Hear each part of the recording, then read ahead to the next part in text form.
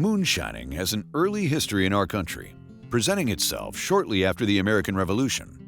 With the newly founded United States struggling to pay the expenses of a lengthy war, the government decided a good solution would be to levy a federal tax on liquors and spirits. The term moonshining comes from the Prohibition era when people had to hide to run their liquor in the mountains in the night by moonlight. In the old days, they made moonshine with copper stills, basically like they do today. They would use line in rivers or streams or in whiskey barrels or, sometimes even radiators to condense it, but it was a lot of the times always in copper whiskey stills. Since the war resulted as a way to get out from under the oppressive British taxes, Americans didn't take kindly to this newfound law. Instead, they ignored it and continued making their own whiskey. Then, during Prohibition, from 1920 until 1933, the American whiskey trade found itself underground again. The underground moonshine market started before Prohibition in 1791 when the federal government passed the first distilled spirits tax. That being so close to the Revolutionary War, really nobody wanted to pay taxes on anything, really. So they just kept running, hidden distilleries in the woods and whatnot, and that just continued up into the 20s when they started Prohibition. Keeping with past moonshine traditions, Vengeance Stills, located in North Georgia, is known for its pure copper, lead-free silver solder handcrafted stills, which bonds with sulfur and keeps the pungent taste out of the end product. Copper is also said to be the third best conductor behind gold and silver. Vengeance Stills is a full-scale provider of all things distillery. We started this business back in 2013 as a hobby and then quickly realized that we were onto something. As a locally owned business with an extreme attention to detail, a business increased steadily. Right now we have 8 guys. We love what we do. We have passion. We come in here, have fun, but we just have a great time doing it. I can't imagine doing anything else.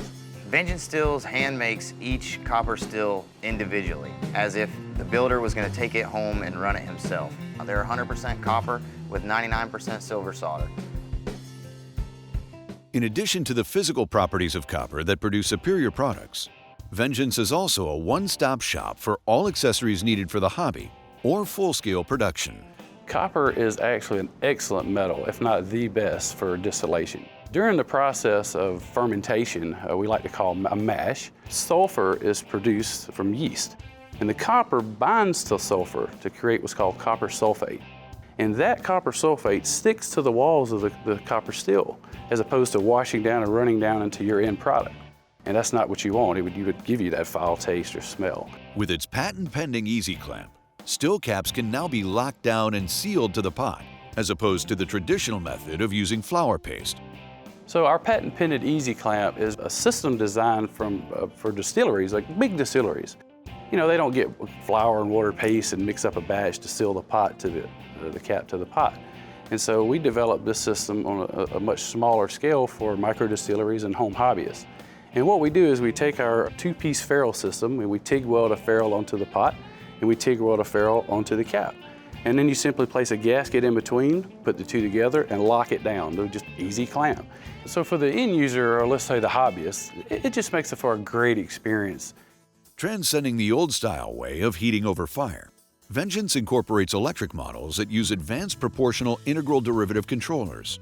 Our variable power controllers work universally with not only the stills, but our fermentation tanks. You plug in the heating unit, the variable power controller allows you to set, okay, do you want to cook it up to 150 degrees for like an hour or so, let those enzymes break down, the yeast more efficiently turns the sugars into alcohol. And then the yeast needs to ferment. So you want to take that variable power controller, slow it down, turn it down, now use whatever recipe it is, but let's say we go down to 90 degrees and let it ferment for 5 to 7 days if you're using turbo type yeast, or longer if not. The controller just allows complete dynamic control of both units. And then you take it to your still, and then there you go. You're running your still with your controller, set the temperature range that you want, and then make your way through the run.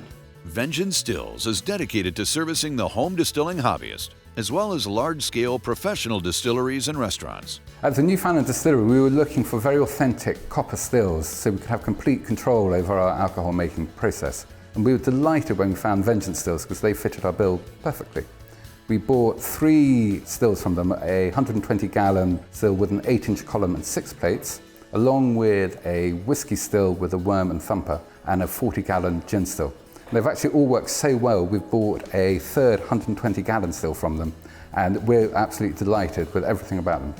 The biggest impact I think Vengeance is going to have for our customer base is simply our incorporation of fermenters in our stills on a smaller scale.